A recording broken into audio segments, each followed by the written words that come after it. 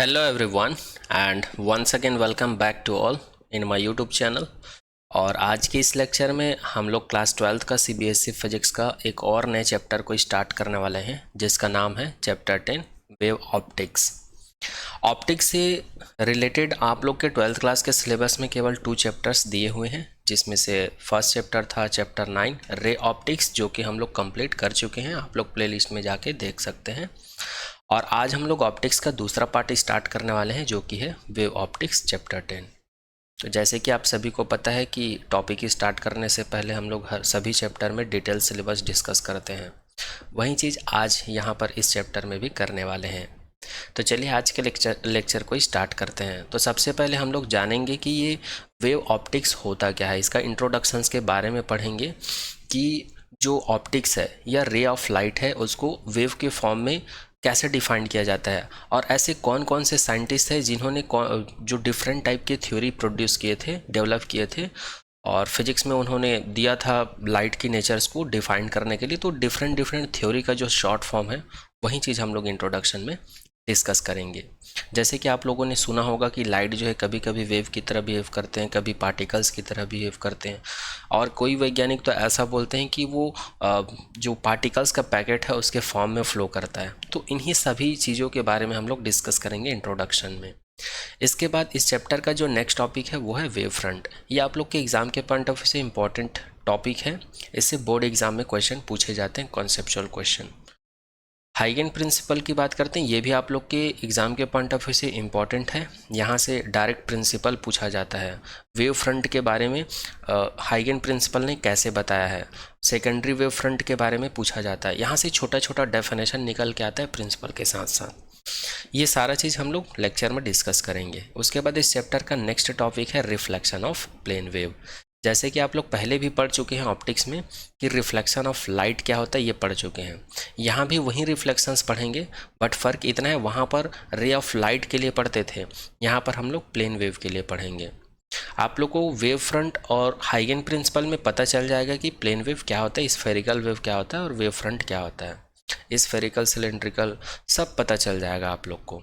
तो ये भी इम्पॉर्टेंट है। यहाँ पर हमको बोला जाता है कि प्लेन वेव के लिए रिफ्लेक्शन ऑफ लाइट का जो लॉ होता है, जिसमें इंसिडेंट एंगल जो है रिफ्लेक्टेड एंगल के इक्वल होता है, वो प्रूफ करने के लिए पूछा जाता है 3 मार्क्स में बोर्ड एग्जाम में।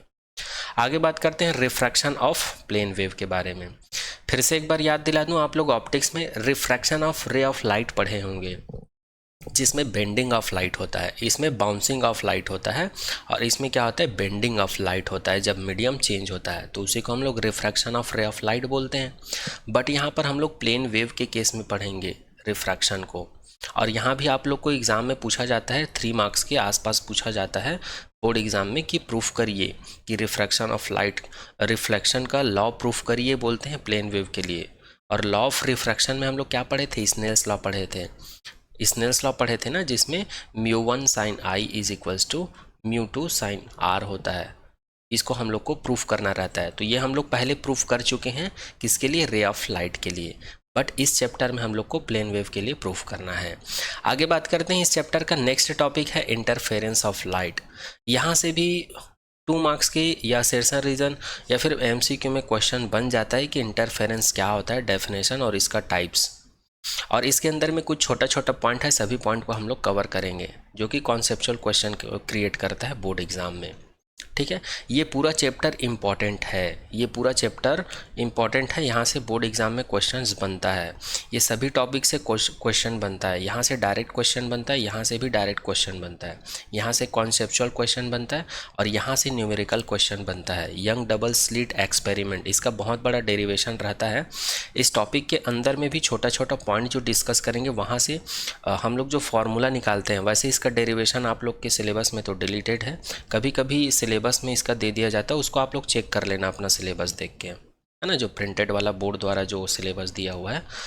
तो यहाँ से जो फॉर्मूला डिराइव करते हैं, वहाँ से न्यूमेरिकल क्वेश्चन बनता है इस चैप्टर में। इस पूरे चैप्टर में केवल यही टॉपिक है जहाँ से न्यूमेरिकल क्वेश्चन बनने के चांसेस रहते हैं। तो इंटरफेरेंस ऑफ लाइट को डिस्कस करने के बाद हम लोग इसी टॉपिक को डिस्कस करेंगे, यंग डबल स्लिट्स एक्सपेरिमेंट के बारे में डिस्कस करेंगे। इस टॉपिक को पढ़ने के लिए हम लोग को इंटरफेरेंस जानना बहुत ज़रूरी है। इसके बाद बात करेंगे कोहेरेंट एंड इनकोहेरेंट सोर्स। यहाँ से 1 या 2 मार्क्स में बन जाते हैं, कभी कभार बहुत रेयर सिचुएशन में क्वेश्चन बनता है। इसके बाद नेक्स्ट टॉपिक है सस्टेन इंटरफेरेंस ऑफ लाइट। इसको भी पढ़ लेंगे बट ये उतना इंपॉर्टेंट नहीं लगता है मुझे, कभी कभार रेयर सिचुएशन में पूछ लेते हैं। इसके बाद इस चैप्टर का जो नेक्स्ट टॉपिक है diffraction due to a single slit fringe width, यहाँ से भी न्यूमेरिकल क्वेश्चन बनता है।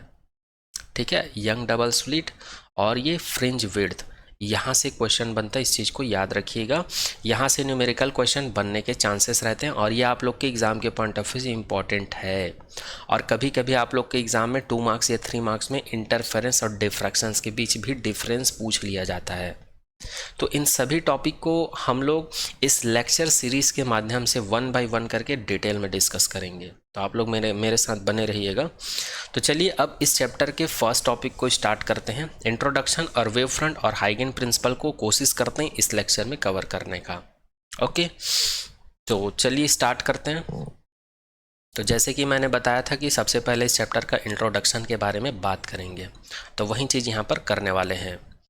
तो चलिए स्टार्ट करते हैं। Some important theory about the nature of light. वैसे तो आप लोगों ने बहुत बार सुना होगा कि लाइट की क्या क्या प्रॉपर्टी होती है, लाइट का कौन सा नेचर होता है, और आप लोगों ने सुना होगा लाइट जो है वेव की तरह भी बिहेव करता है और पार्टिकल्स की तरह भी बिहेव करता है। और लाइट से रिलेटेड जब हम लोग ऑप्टिक्स किए थे तो मैंने आप लोगों को बोला था क्लास 10th का जो reflection and refraction of light वाला जो चैप्टर था उसको स्टडी कर लेना, एक बार लेक्चर देख लेना बोला था। उसमें मैंने लाइट का जो जितनी भी प्रॉपर्टी उन सब पॉइंट को मैंने कवर किया था और वहीं पर बताया था लाइट वेव, पार्टिकल, इलेक्ट्रोमैग्नेटिक की तरह बिहेव करता है। लाइट को हम लोग कब रेडिएशन बोलते हैं, कब रे ऑफ लाइट बोलते हैं, कब हम लोग इसको बीम बोलते हैं, तो सारा चीज़ हम लोग डिस्कस कर चुके हैं। बट यहाँ पर इस चैप्टर में हम लोग कुछ और ही डिस्कस करने वाले हैं। तो आइए देखते हैं। तो लाइट की इसी नेचर को डिफाइन करने के लिए बहुत सारे साइंटिस्ट थे जिन्होंने डिफरेंट टाइप के थ्योरी डेवलप किए थे। उन्हीं थ्योरीज़ को हम लोग शॉर्ट में देखने वाले हैं, जिसमें से फर्स्ट थ्योरी का नाम था न्यूटन कॉर्पस्कुलर थ्योरी। ठीक है, इसको क्या बोलते हैं, कॉर्पस्कुलर थ्योरी बोलते हैं। आइजैक न्यूटन नाम का साइंटिस्ट था, इन्होंने एक थ्योरी रिप्रेजेंट किया था लाइट के नेचर को डिफाइन करने के लिए, जिसको क्या कहा जाता है, कॉर्पस्कुलर थ्योरी कहा जाता है। इसके अंदर में उन्होंने क्या बोला था, it is based on the rectilinear propagation of light. इन्होंने बताया था कि जो लाइट है ये प्रोपगेट कैसे होता है, तो उन्होंने बोला था लीनियर फॉर्म में या रेक्टिलिनियर फॉर्म में संचरित होता है, प्रोपगेट होता है या बहता है, ऐसा बोला था। किसने, आइजैक न्यूटन ने। कौन सी थ्योरी में, कॉर्पस्कुलर थ्योरी में। और क्या बताया था, light propagate in the form of tiny particles calls corpuscles. और न्यूटन ने ही बोला था लाइट जो है एक छोटे छोटे पार्टिकल्स के पैकेट के फॉर्म में फ्लो करता है, और उसी टिन्नी पार्टिकल्स को ही क्या बोला जाता है, वन वर्ड में कॉर्पस्कल्स बोला जाता है। क्या बोला जाता है, कॉर्पस्कल्स बोला जाता है। और ये थ्योरी का नाम क्या है, कॉर्पस्कुलर थ्योरी है। नेक्स्ट बात करते हैं, colour of light is due to different size of corpuscles. और ये जो लाइट में डिफरेंट टाइप का हम लोग कलर देखने को मिलता है और उसका साइज भी अलग अलग, साइज बोलने का मतलब है जो लाइट में जो कलर का रेंज होता है वो डिफरेंट होता है। और ये सभी चीज़ जो पॉसिबल होता है, लाइट में जो कलर पॉसिबल हो पाता है वो किसके वजह से होता है, कॉर्पस्कल्स की वजह से होता है। कॉर्पस्कल्स का मतलब होता है कणिकाएं, इसको हिंदी में बोलते हैं कणिकाएं। इसका मतलब है कणों की प्रॉपर्टी शो करने वाला। ठीक है, तो हम लोग यहाँ पर शॉर्ट में डिस्कस कर रहे हैं, डिटेल में डिस्कस नहीं करेंगे। जितना ज़रूरी है आप लोग के बोर्ड एग्जाम के लिए उतना ही डिस्कस करेंगे हम लोग यहाँ पे। ठीक है, तो ये फर्स्ट थ्योरी डेवलप किया था न्यूटन ने, जो कि है कॉर्पस्कुलर थ्योरी। नेक्स्ट थ्योरी की बात करते हैं, जो लाइट की नेचर है उसको डिफाइन करने के लिए एक और साइंटिस्ट थे जिसका नाम है मैक्सवेल। मैक्सवेल ने इलेक्ट्रोमैग्नेटिक थ्योरी डेवलप किया था। मैक्सवेल ने क्या किया था, इलेक्ट्रोमैग्नेटिक थ्योरी डेवलप किया था। और इसको हम लोग पिछले चैप्टर 8 में हम लोग पढ़ चुके हैं, इलेक्ट्रोमैग्नेटिक क्या होता है, और उसमें डिफरेंट टाइप के फार्मूला और थ्योरी भी डिस्कस किए थे। तो मुझे नहीं लगता इसके बारे में मुझे ज़्यादा बताने की ज़रूरत है। और अगर आप लोग को इलेक्ट्रोमैग्नेटिक थ्योरी के बारे में, वेव थ्योरी के बारे में अच्छे से पढ़ना है तो आप लोग लेक्चर सीरीज़ में जाके देख सकते हैं, प्लेलिस्ट में चैप्टर 8 अच्छे से डल चुका है। नेक्स्ट बात करते हैं हाइगन वेव थ्योरी। अब हाइगन नाम के एक और साइंटिस्ट आ गया था, इन्होंने भी जो लाइट है उसके नेचर को डिफाइन करने के लिए एक थ्योरी डेवलप किया था। उस थ्योरी को बोलते हैं हाइगन्स वेव थ्योरी बोलते हैं। और इसको हम लोग इसी लेक्चर में कवर करेंगे, इसलिए इस टॉपिक के बारे में भी मैं ज़्यादा नहीं बताऊंगा, क्योंकि इसको हम लोग डिटेल में इसी चैप्टर में डिस्कस करेंगे।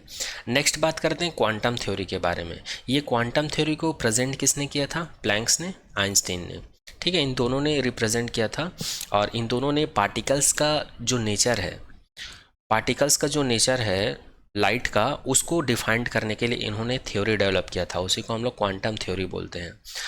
और इस थ्योरी में, क्वांटम थ्योरी में, इन्होंने पार्टिकल्स नेचर को तो बताया था लाइट की, बट इन्होंने बोला था उस पार्टिकल का नाम कोई नहीं बता पा रहे थे। तो इन्होंने बोला जिस पार्टिकल की हम लोग बात करते हैं लाइट में, वो पार्टिकल का नाम क्या होता है? फोटॉन होता है।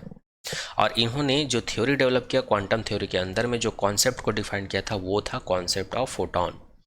और प्लैंक ने ही जो फोटॉन की एनर्जी है उसको डिफाइन करने के लिए कुछ फॉर्मूलेस दिए थे, वो था E=h², जहाँ पर h को बोला जाता है प्लैंक का कांस्टेंट बोला जाता है, और न्यू को बोला जाता है फ्रीक्वेंसी। बट हमारे पास जो लाइट होता है उसमें बहुत सारे नंबर ऑफ पार्टिकल्स होते हैं, एक पार्टिकल्स तो नहीं होता है। तो बहुत सारे पार्टिकल्स होते हैं, मतलब n नंबर ऑफ फोटॉन होंगे, इसलिए यहाँ पर इसको प्लैंक्स ने लिखा E=nhν, जहाँ पर n का मतलब है नंबर ऑफ फोटॉन्स। तो इस प्रकार का थ्योरी रिप्रेजेंट किया था लाइट के नेचर को डिफाइन करने के लिए क्वांटम थ्योरी के अंतर्गत, किसने? प्लैंक्स और आइंस्टाइन ने।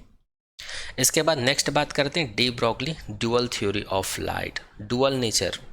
इसमें डी ब्रोगली साइंटिस्ट थे, उन्होंने लाइट की डुअल नेचर को डिफाइन करने की कोशिश करी थी।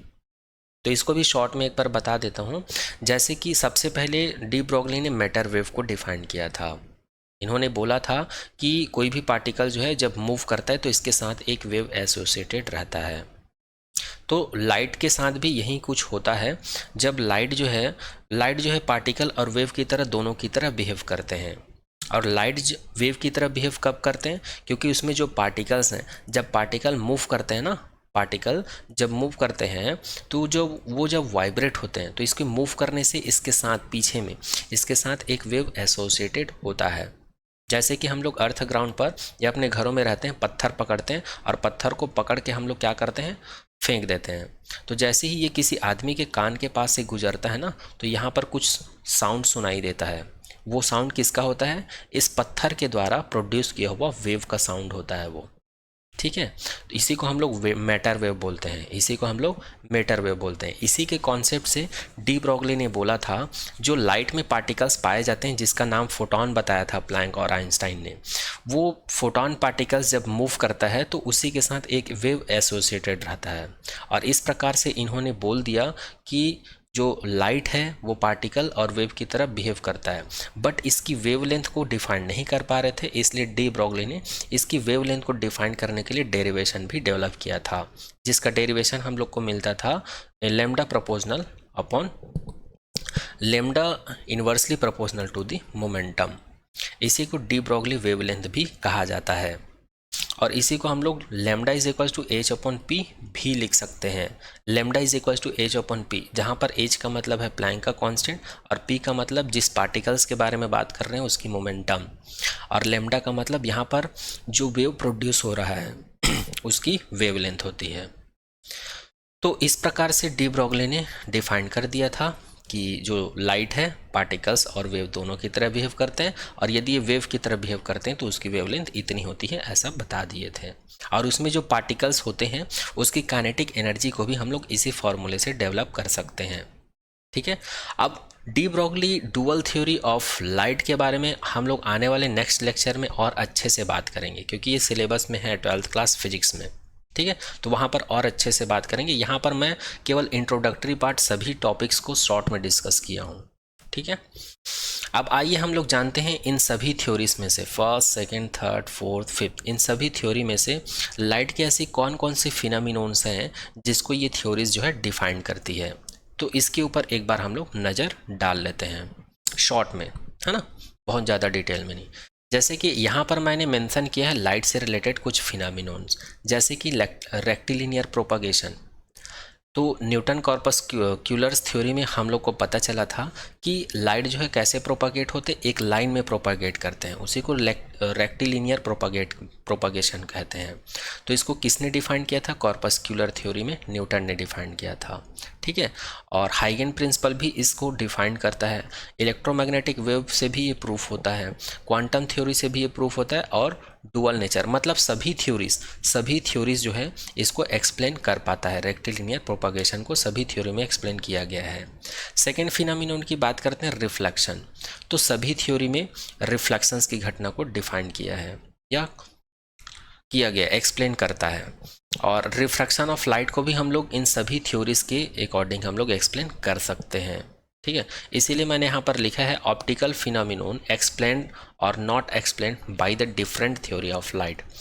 ये जो लाइट की नेचर को डिफाइन करने के लिए जो डिफरेंट टाइप का थ्योरी हम लोग पढ़े हैं, इसी को देख पा रहे हैं कि ये एक्सप्लेन कर पाता है कि नहीं लाइट से रिलेटेड कुछ फिनोमिनन को। नेक्स्ट बात करते हैं डिस्पर्सन ऑफ लाइट। ये भी लाइट से रिलेटेड एक फिनोमिनन है, जिसमें लाइट को किसी ऑप्टिकल ऑब्जेक्ट के ऊपर जैसे कि प्रिज्म के ऊपर डालते हैं तो वो 7 कलर में स्प्लिट हो जाते हैं, तो वो फिनोमिनन को डिस्पर्सन बोलते हैं। तो कॉर्पस्क्यूलर थ्योरी जो है इस फिनोमिनन को डिफाइन नहीं कर पाता है। ठीक है, वेव थ्योरी, हाइगन वेव थ्योरी और इलेक्ट्रोमैग्नेटिक वेव और डुअल नेचर ऑफ लाइट, जो डी ब्रॉगली का थ्योरी था, ये फर्स्ट सेकंड थर्ड ये 3 थ्योरी जो है इसको एक्सप्लेन कर पाता है। बट कॉर्पस्क्यूलर न्यूटन का थ्योरी और प्लैंक और आइंस्टाइन का थ्योरी इसको एक्सप्लेन नहीं कर पाता है, इस चीज़ को याद रखिएगा। नेक्स्ट फिनोमिनन के बारे में बात करते हैं, इंटरफेरेंस। इंटरफेरेंस क्या होता है, इसको इसी चैप्टर में हम लोग आगे जानेंगे। ठीक है, तो इस थ्योरी को न्यूटन का थ्योरी जो है एक्सप्लेन नहीं कर पाता है, और इसको आइगन वेव थ्योरी के थ्रू हम लोग एक्सप्लेन कर सकते हैं, इलेक्ट्रोमैग्नेटिक वेव थ्योरी के अकॉर्डिंग भी एक्सप्लेन कर सकते हैं, बट क्वांटम थ्योरी जो है इसको एक्सप्लेन नहीं कर पाता है, और डी ब्रॉगली थ्योरी भी इसको एक्सप्लेन कर पाता है। ठीक है, इसी प्रकार नेक्स्ट फिनोमिनन है diffraction of light. Next phenomenon है polarisation of light, double refraction of light, Doppler effect, photo electric effect. Photo electric effect जो है नेक्स्ट चैप्टर में हम लोग इसको पढ़ सकते हैं, ये भी आप लोग के एग्जाम के पॉइंट ऑफ व्यू से इंपॉर्टेंट है, वहाँ पर इसको डिटेल में देखेंगे कि फोटो इलेक्ट्रिक इफेक्ट क्या होता है। ठीक है, डॉपलर इफेक्ट, डबल रिफ्रैक्शन ये नहीं है, पोलराइजेशंस भी नहीं है आप लोग के सिलेबस में। डिफ्रैक्शन को हम लोग इसी चैप्टर में पढ़ेंगे, इंटरफेरेंस को भी हम लोग इसी चैप्टर में पढ़ेंगे। डिस्पर्सन आप लोग पढ़ चुके हैं, रिफ्रैक्शन आप लोग पढ़ चुके हैं, रिफ्लेक्शन पढ़ चुके हैं, रेक्टिलिनियर प्रोपगेशन तो आप लोग बचपन से पढ़ते आ रहे हो, है ना।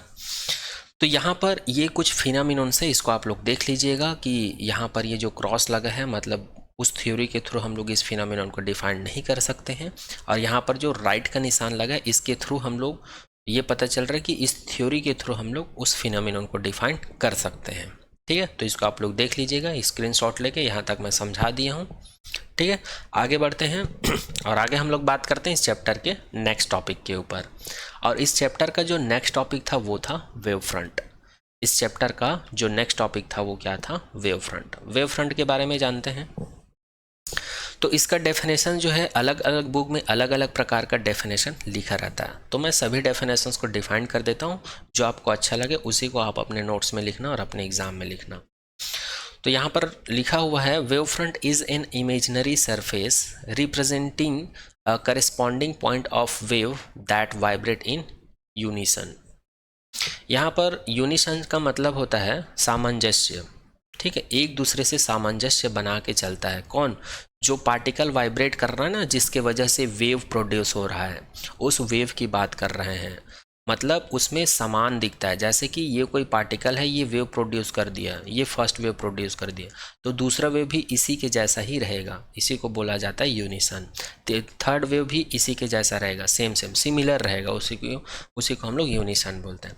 तो यहाँ पर वेव फ्रंट एक्चुअल में एक इमेजनरी सरफेस होता है। क्या होता है? इमेजनरी सरफेस होता है, जो कि क्या रिप्रेजेंट करता है? वो ये रिप्रेजेंट करता है कि किसी भी पार्टिकल्स के थ्रू, वाइब्रेशंस के थ्रू वहाँ पर जो वेव प्रोड्यूस हो रहे हैं उसमें सामंजस्य को व्यक्त करता है, रिप्रेजेंट करता है।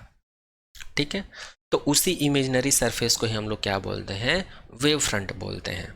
ठीक है, इसी को दूसरे तरीके से भी डिफाइन कर सकते हैं। A wave front is the set of all location in the medium where the wave is at the same phase।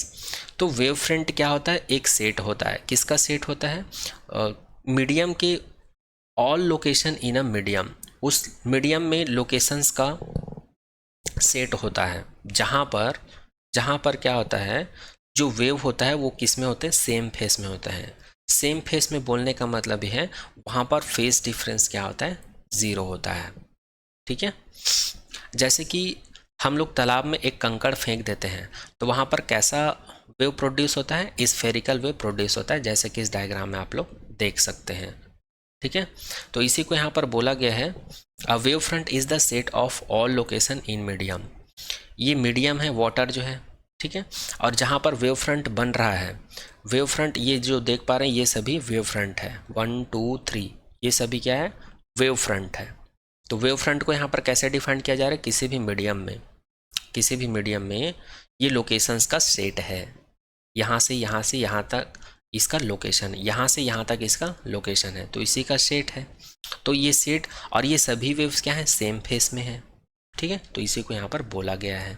आगे बात करते हैं, a wave front is defined as the continuous locus. Locus का मतलब होता है place of all the particle of medium.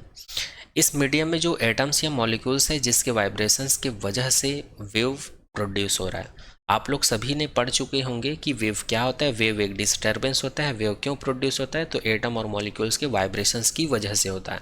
तो यहाँ पर भी कुछ ना कुछ एटम मॉलिक्यूल्स होंगे जो वाइब्रेट हो रहे हैं, जिसकी वजह से ये वेव फ्रंट प्रोड्यूस हो रहा है। ठीक है, तो यहाँ पर बोला गया है कि वेव फ्रंट क्या होता है, एक कंटिन्यूअस लोकस होता है। कहाँ पर, किसके लिए, for of all the particles of medium. इस मीडियम में जितने भी पार्टिकल्स हैं जिसकी वजह से वेव प्रोड्यूस हो रहा है, तो उसका लोकस होता है क्या, वेव फ्रंट जो होता है, which are vibrating in same phase. और वो पार्टिकल्स क्या करते हैं, सेम फेस में वाइब्रेट होते हैं। सेम फेस में वाइब्रेट होते हैं बोलने का मतलब फेस डिफरेंस ज़ीरो होगा। अगर हम लोग टू वेव फ्रंट का कंपैरिजन करें एक दूसरे से, तो दोनों सेम एंगल से आगे बढ़ेंगे। जैसे कि ये सेंटर है, अगर मैं इसको नीचे, अभी ऊपर से देख रहा हूँ तो ये ऐसे दिख रहा है, अगर मैं इसको नीचे से देखूँ ना तो ये ऐसे जाते हुए दिखेगा, ऐसे जाते हुए दिखेगा नीचे से। तो ये फर्स्ट वेव है। अगर दूसरे वेव को भी देखूँगा तो वो भी इसी फेस में जाते हुए दिखेगा, इसी फेस में जाते हुए दिखेगा, मतलब जहाँ से स्टार्ट हुआ है वहीं पे ख़त्म होगा, ऐसा। तो इस प्रकार का जो वेव फ्रंट है उसको हम लोग सेम फेस में बोलते हैं। ठीक है, तो ये जो ऊपर में जो शेप दिख रहा है ना आप लोग को, स्फेरिकल शेप, उसी स्फेरिकल शेप को ही हम लोग वेव फ्रंट बोलते हैं। ठीक है, क्या बोलते हैं, वेव फ्रंट। आई होप अब आप लोगों को ये तीनों डेफिनेशन में से कोई एक डेफिनेशन तो बिल्कुल समझ में आ गया होगा। फिर भी अगर कुछ डाउट रह जाता है प्लीज़ कमेंट सेक्शन में कमेंट कर देना।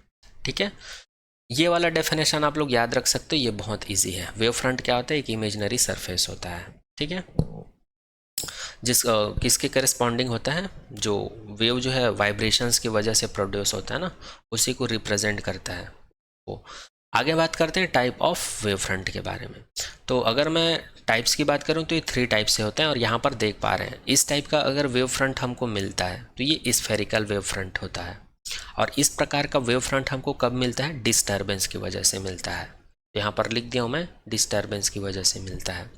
जैसे कि तालाब में पानी है, ठीक है, या नदी में पानी है, उसमें एक कंकड़ मार देते हैं, पहले वो कैसा रहता है, इक्विलिब्रियम स्टेट में रहता है। हम लोग कंसिडर कर लेते हैं एक तालाब है, नदी कंसिडर नहीं करते क्योंकि उसमें ऑलरेडी वेव फ्रंट बनती है, वो कंटिन्यू मूव करती है। तो हम लोग एक तालाब कंसिडर करते हैं जिसमें कोई चहल नहीं है, वो इक्विलिब्रियम स्टेट में है, पानी में किसी भी प्रकार का कोई डिस्टर्बेंस नहीं है पहले से। जब हम लोग कंकड़ को उसमें फेंक देते हैं तो उसमें इस प्रकार का कुछ वेव फ्रंट हम लोग को देखने को मिलता है।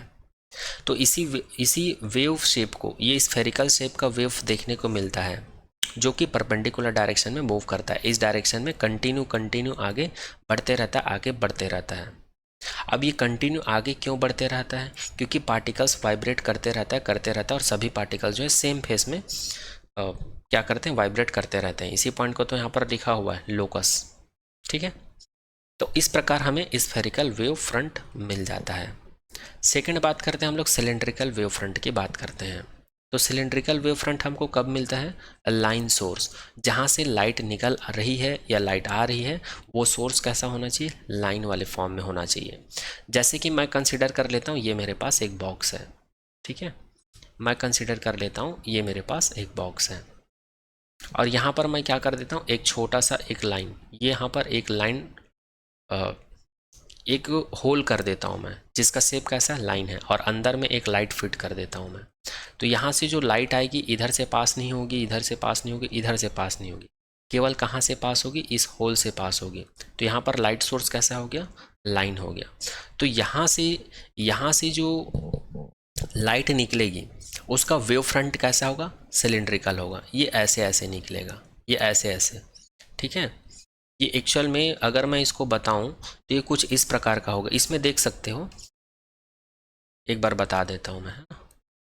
देखो, ये हमको इसका सामने वाला फेस दिखेगा, रहेगा तो ये ऐसे रहेगा, तो ये ऐसे रहेगा, लेकिन हम लोग को सामने वाला फेस दिखेगा, सामने वाला फेस दिखेगा, तो ये हमको ऐसे ऐसे दिखेगा, ऐसे ऐसे, ये बाहर ऐसे निकलते हुए दिखेगा सिलिंड्रिकल फॉर्म में, ऐसे, ठीक है।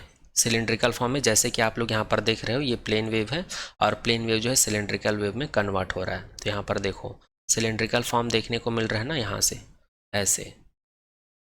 तो ये सब क्यों पॉसिबल हो रहा है, लाइन सोर्स की वजह से पॉसिबल हो पा रहा है, ठीक है। नेक्स्ट बात करते हैं प्लेन वेव फ्रंट के बारे में बात करते हैं। तो प्लेन वेव फ्रंट क्या होता है, जैसे कि आप लोग इस डायग्राम में देख पा रहे हो, इस प्रकार का, यहाँ से यहाँ तक देखो, यहाँ से यहाँ तक हम लोग को जो वेव फ्रंट है कैसा दिखाई दे रहा है, प्लेन दिखाई दे रहा है, ठीक है। और ये कब प्रोड्यूस होता है, जब लाइट सोर्स कहाँ पर हो, इनफाइनाइट पर हो, ठीक है। जैसे कि अगर हम लोग अर्थ सरफेस से बात करें तो सन कहाँ पर होता है, इनफाइनाइट डिस्टेंस पर होता है। तो वहाँ से जब लाइट आती है तो ये प्लेन वेव के टर्म्स में ही आती है, ठीक है। जैसे कि ये इनफाइनाइट से आ रहा है, कंसिडर कर लेते हैं, तो ये प्लेन वेव के टर्म्स में ही आता है। तो प्लेन वेव फ्रंट को कुछ ऐसा रिप्रेजेंट किया जाता है, जैसे कि सन का लाइट कैसे आता है, ऐसे आता है। अगर हम लोग वहाँ पर वेव फ्रंट की बात करें, एक बात बता रहा हूँ मैं, आप लोग वेव और वेव फ्रंट दोनों अलग अलग चीज़ होता है। बहुत सारे लोग ऐसे सोच रहे होंगे कि वेव और वेव फ्रंट दोनों सेम होता है, नहीं। वेव फ्रंट एक इमेजिनरी सरफेस है, जबकि वेव क्या है, वेव एक डिस्टर्बेंस है, ठीक है। जैसे कि रे ऑफ लाइट इधर आ रहा है, तो इस रे ऑफ लाइट की वजह से जो वेव का शेप बनेगा वो कैसा बनेगा, प्लेन शेप का रहेगा।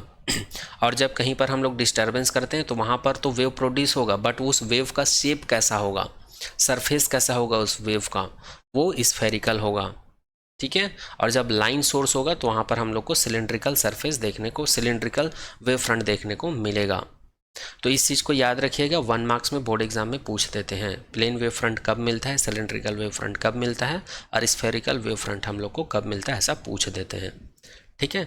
अब यहाँ पर इन तीनों को मैंने बता दिया है क्या क्या चीज़ है। अगर प्लेन वेव फ्रंट है तो आप लोग को ऐसे इमेजिन करना है जब हम लोग आगे स्टडी करेंगे तो, ठीक है। जैसे कि ये रे ऑफ लाइट है और ये प्लेन वेव है, ये वेव फ्रंट है। उसी प्रकार ये स्फेरिकल वेव फ्रंट है, और ये जो देख पा रहे हैं ना, ये रे ऑफ लाइट है जो कि सभी डायरेक्शन में इक्वली मूव करता है, ये रे ऑफ लाइट है। इसी की वजह से यहाँ पर स्फेरिकल वेव फ्रंट मिल जाता है। उसी प्रकार ये सिलेंड्रिकल वेव फ्रंट है, ठीक है। आप लोग देख लीजिएगा, ये सब नहीं समझ में आएगा तो पूछ लीजिएगा। आगे बढ़ते हैं। अगर मैं यहाँ पर वेव फ्रंट की डिफरेंट केस की बात करूँ, डिफरेंट केस जैसे कि प्लेन वाला case, converging spherical, diverging spherical, तो हम लोग को वेव फ्रंट कैसे दिखाई देता है। तो प्लेन वेव फ्रंट को तो मैं बता दिया हूँ, जैसे कि कोई भी रे ऑफ लाइट है जो ऐसे एक दूसरे के पैरेलल रे ऑफ लाइट जो है मूव करती है, तो यहाँ पर प्लेन वेव फ्रंट हमको कैसे मिलता है, कुछ ऐसा देखने को मिलता है। पहले इसी डायग्राम को हम लोग ऐसा देख रहे थे, इस डायग्राम को हम लोग पहले ऐसे देख रहे थे, अब इसी को हम लोग वर्टिकल करके देख रहे हैं। तो वर्टिकल करके देखेंगे ना इसी डायग्राम को, तो केवल ये वाला सरफेस हमको दिखेगा, ये वाला सरफेस, ये वाला फेस हमको दिखेगा, ठीक है। तो ये वही डायग्राम है। तो याद रखिएगा, wave front and corresponding rays in 3 cases. First plane case, तो प्लेन वेव फ्रंट हमको ऐसा दिखेगा, और ये केस हमको कब मिलता है, जब रे ऑफ लाइट जो है इस प्लेन के परपेंडिकुलर डायरेक्शन में एक दूसरे के पैरेलल मूव करे। सेकेंड केस की बात करते हैं, कन्वर्जिंग स्फेरिकल। कन्वर्जिंग स्फेरिकल का मतलब ये है, कोई भी रे ऑफ लाइट जो है इनफाइनाइट से आ रही है और किसी पॉइंट पर जाकर कन्वर्ज हो जाती है, तो इस सिचुएशंस में हमको जो वेव फ्रंट मिलता है वो स्फेरिकल मिलता है। और इसका जो स्फेरिकल का जो वेव फ्रंट का जो रेंज होता है, ये धीरे धीरे ये भी क्या होते हैं, एक पॉइंट पर कन्वर्ज होने लगते हैं। तो इस प्रकार का जो वेव फ्रंट देखने को मिलेगा तो समझ जाना वहाँ पर कन्वर्जिंग स्फेरिकल है, ठीक है। कन्वर्जिंग स्फेरिकल वेव फ्रंट की बात की जा रही है।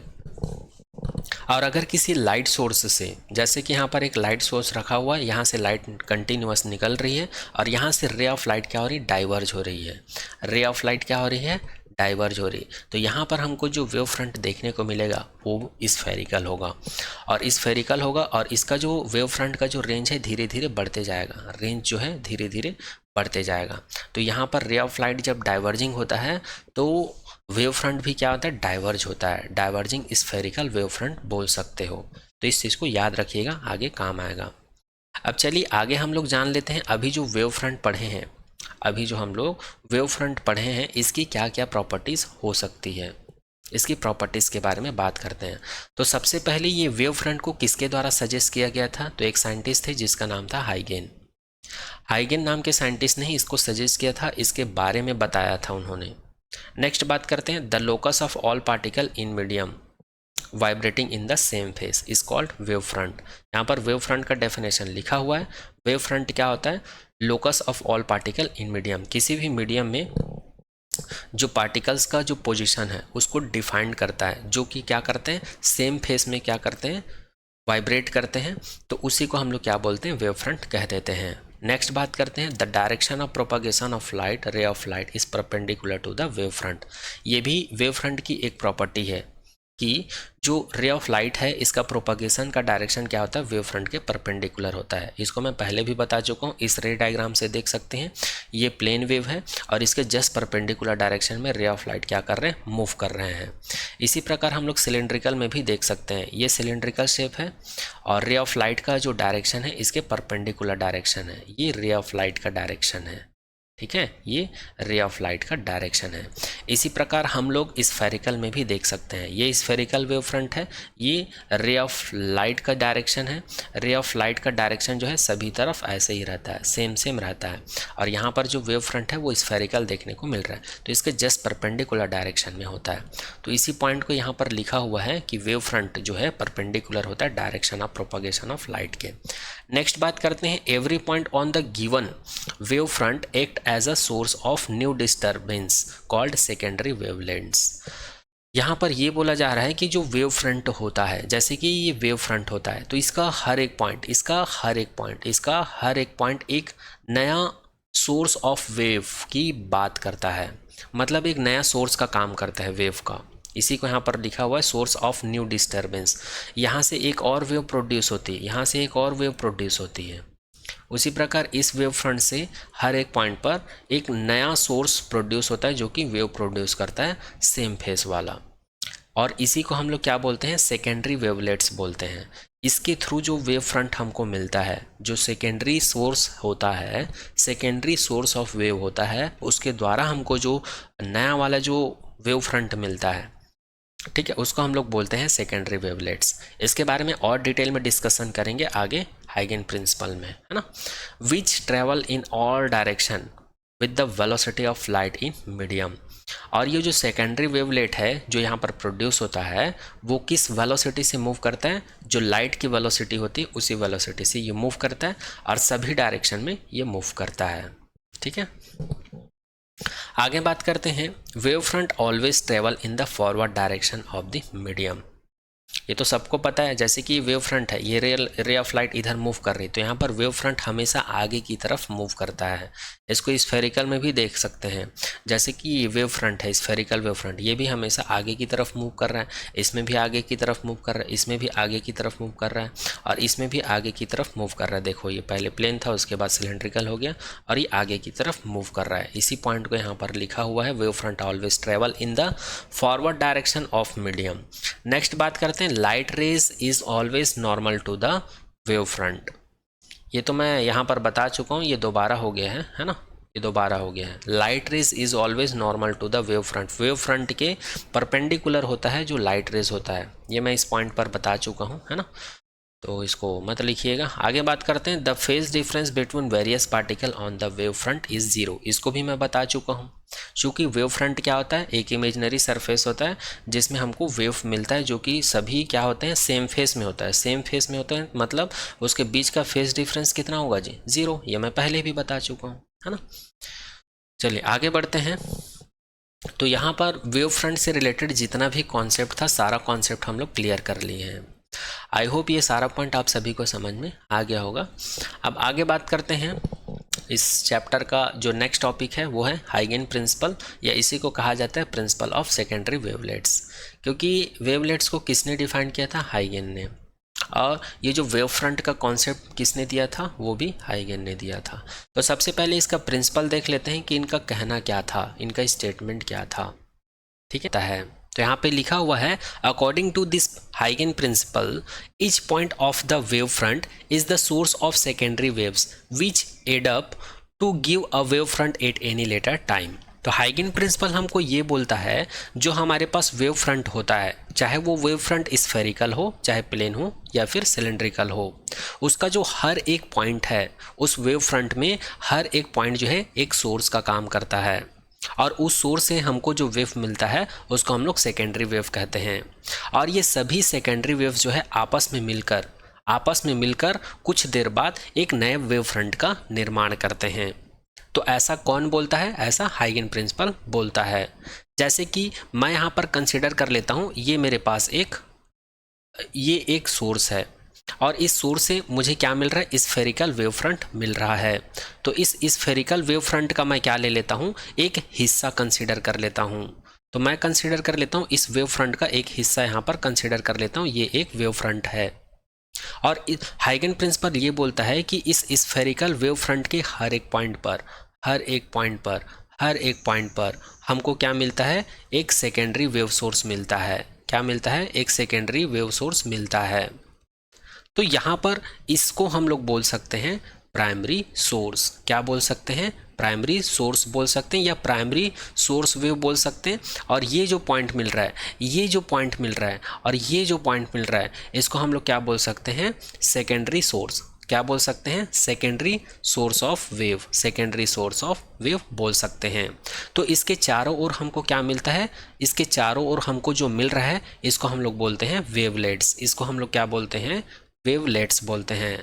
और ये सभी वेवलेट्स जो है आपस में मिलकर फिर हमको एक नया वेव फ्रंट देते हैं। तो वो वेव फ्रंट कैसे बनता है? तो ये जो हमको वेवलेट्स मिला है, ये इसको टेंजेंशियली ऐसे टच करते हुए जाता है, ये इसको ऐसे टेंजेंशियली टच करके जाता है।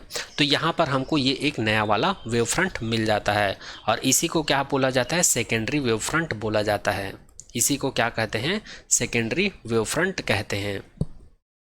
फिर इस सेकेंडरी वेव फ्रंट के हर एक पॉइंट पर क्या होता है? फिर से एक नया वेवलेट्स प्रोड्यूस होता है। ये फिर एक नए सोर्स का काम करता है। फिर यहाँ पर इन सभी वेवलेट्स को क्या करते हैं? टेंजेंशियली हम लोग यहाँ पर एक लाइन ड्रॉ करते हैं। फिर हमको यहाँ पर फिर क्या मिल जाता है? एक नया वेव फ्रंट मिल जाता है, न्यू वेव फ्रंट मिल जाता है। तो ये प्रोसेस जो है आगे चलते रहता है, और इस प्रकार से हम लोग को सेकेंडरी वेव फ्रंट मिलते रहता है। तो आई होप ये आप लोगों को समझ में आया होगा। ये हम लोगों ने किसके लिए देखा है? ये हम लोगों ने स्फेरिकल के लिए देखे हैं, स्फेरिकल वेव फ्रंट के लिए हम लोगों ने देखा है। और इस स्फेरिकल वेव फ्रंट के माध्यम से हम लोगों ने यहाँ पर क्या क्या समझा है? सबसे पहले हम लोग प्राइमरी सोर्स देखें। प्राइमरी सोर्स से हमको क्या मिलता है? वेव फ्रंट मिलता है। फिर इस वेव फ्रंट के एक हिस्से को हम लोग लिए हैं, और इस वेव फ्रंट के हर एक पॉइंट पर हमको क्या मिला? एक सेकेंडरी सोर्स मिला। क्या मिला? सेकेंडरी सोर्स मिला। और यहाँ से जो हमको वेवलेट्स मिल रहे थे, हर एक पॉइंट पर वेव प्रोड्यूस हो रहा था ना, उसको हम लोग वेवलेट्स का नाम दे देते हैं। फिर वही वेवलेट्स जो है आपस में मिलकर यहाँ पर टेंजेंशियली एक और लाइन ड्रॉ करते हैं, और ये जो टेंजेंशियली ये वेवलेट्स आपस में मिलकर एक और जो वेव है उसको प्रोड्यूस करते हैं, जिसको हम लोग टेंजेंशियली यहाँ पर लाइन ड्रॉ करके दिखाए हैं। तो ये जो टेंजेंशियली लाइन ड्रॉ की है सेकेंडरी सोर्स से, उसी को क्या कहा जाता है? सेकेंडरी वेव फ्रंट कहा जाता है। उसके बाद ये जो सेकेंडरी वाला जो वेव फ्रंट है, इसके हर एक पॉइंट पर ये फिर क्या करता है? एक सोर्स का काम करता है। यहाँ से फिर हमको एक वेव प्रोड्यूस होता हुआ दिखता है। फिर उस वेव के द्वारा हमको एक और नया वेव फ्रंट मिलता है, उसको हम लोग क्या बोलते हैं? न्यू वेव फ्रंट बोलते हैं। तो इस प्रकार से ये वेव फ्रंट क्या करते हैं? आगे बढ़ते जाते हैं। अगर इसी को मैं प्लेन वेव के पॉइंट ऑफ व्यू से समझूं तो इसको ऐसे समझ सकते हैं। मैं कंसिडर कर लेता हूँ ये मेरे पास एक प्लेन वेव है, और इस प्लेन वेव का हर एक पॉइंट अच्छा, आप लोगों को एक और चीज़ पूछ सकते हैं। यहाँ पर मैंने बताया ये प्राइमरी सोर्स है, तो यहाँ पर प्राइमरी वेव फ्रंट हमको कहाँ पर मिलेगा, तो ये वाला जो वेव फ्रंट है ना, ये प्राइमरी वेव फ्रंट होगा। और इस प्राइमरी वेव फ्रंट के हर एक पॉइंट पर जो वेव प्रोड्यूस हुआ ना, उस वेव प्रोड्यूस होने की वजह से वहाँ पर वेवलेट प्रोड्यूस हुए, और उस वेवलेट्स के आपस में मिलने से हमको एक वेव फ्रंट मिला। वो वेव फ्रंट था सेकेंडरी वेव फ्रंट। इस चीज़ को याद रखिएगा। तो जितना टर्म्स यहाँ पर मैं बताया हूँ इन सभी को याद रखिएगा। अब यहाँ पर हम लोग स्फेरिकल वेव फ्रंट में समझे हैं, है ना। अब इसी को अगर मैं प्लेन वेव फ्रंट में समझूं तो मैं कंसीडर कर लेता हूँ ये मेरे पास एक प्लेन वेव फ्रंट है। तो हाइगन प्रिंसिपल क्या बोलता है, इसके हर एक पॉइंट पर क्या होता है, एक सोर्स होता है जो क्या करता है, वेव प्रोड्यूस करता है। ये वेव प्रोड्यूस करता है। फिर ये क्या करता है, टेंजेंशियली आगे बढ़ता है। मतलब टेंजेंशियली हम लोग एक लाइन ड्रॉ कर देते हैं। तो ये वाला जो क्या कहलाएगा, ये वाला जो लाइन ड्रॉ किए हैं ना टेंजेंशियली, जो न्यू वेव फ्रंट था, सेकेंडरी वेवलेट्स था उस पर, तो ये क्या कहलाएगा, सेकेंडरी वेव फ्रंट कहलाएगा। और ये जो पहले वाला जो वेव फ्रंट था, ये प्राइमरी वेव फ्रंट कहलाएगा। और यहाँ पर जो सर्कल ड्रॉ किया हो ना, सर्कल, ये क्या कहलाएगा, वेवलेट्स कहलाएगा। क्या कहलाएगा, वेवलेट्स कहलाता है। और यहाँ पर ये जो डॉट डॉट डॉट किया हूँ, ये होता है सेकेंडरी सोर्स पॉइंट। क्या होता है, सेकेंडरी सोर्स पॉइंट। और ये जो प्लेन वेव जहाँ से आ रहा है, जहाँ से प्रोड्यूस हो रहा है, उसको हम लोग क्या कहेंगे, प्राइमरी सोर्स पॉइंट कहेंगे। आई होप अब आप लोगों को समझ में आ गया होगा कि हाइगन प्रिंसिपल हमको क्या बोलता है। अब आगे हम लोग बात करते हैं हाइगन प्रिंसिपल का जो अज्यूम्सन्स था। हाइगन नाम के साइंटिस्ट थे, इन्होंने क्या क्या अज्यूम्स किए थे वेव फ्रंट को डिफाइंड करने के लिए, उसकी बात करते हैं। तो इन्होंने पहले बोला था, पेन का कलर चेंज कर लेते हैं। हाँ, सबसे फर्स्ट पॉइंट में इन्होंने बोला था, each point of wave front act as a fresh source of a new disturbance called secondary wave और वेवलेट्स। जैसे कि मैं यहाँ पर इस डायग्राम में बता चुका हूँ, है ना, कि जो वेव फ्रंट होता है उसका हर एक पॉइंट एक सोर्स का काम करता है। वहाँ पर हमको एक न्यू डिस्टर्बेंस मिलता है, जहाँ से हमको क्या मिलता है, सेकेंडरी वेव मिलता है। और उसी सेकेंडरी वेव को हम लोग क्या बोल सकते हैं, वेवलेट्स, जो कि मैं यहाँ पर बता दिया हूँ। आगे बात करते हैं, the secondary wavelets spread out in all direction with the speed of light in the given medium. और ये जो सेकेंडरी वेवलेट्स हैं, यहाँ पर ये जो सेकेंडरी वेवलेट्स हैं, ये सभी डायरेक्शन में क्या होता है, इक्वली डिस्ट्रीब्यूटेड रहता है, स्प्रेड रहता है, फैला हुआ रहता है। और इसकी अगर स्पीड की बात करें तो जो लाइट की स्पीड होती है वही इसकी भी स्पीड होती है। थर्ड पॉइंट के बारे में बात करते हैं, the new wave front at any later time is given by the forward envelope of the secondary wavelets at that time.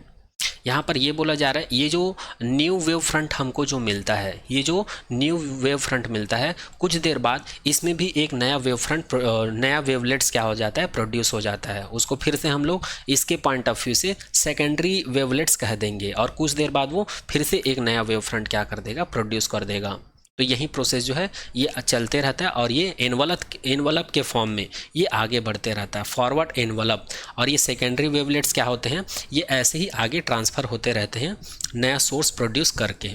ठीक है, आगे बात करते हैं फोर्थ अजम्पशंस की। A surface touching this secondary wavelets tangentially in forward direction at any instant gives the new wave front that instant. This is called secondary wave front.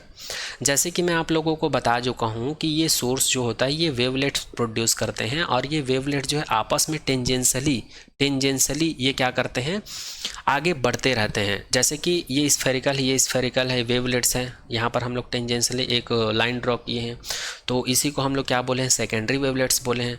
तो ये process जो है आगे चलते रहता है और ये ऐसे ही बढ़ते रहता है।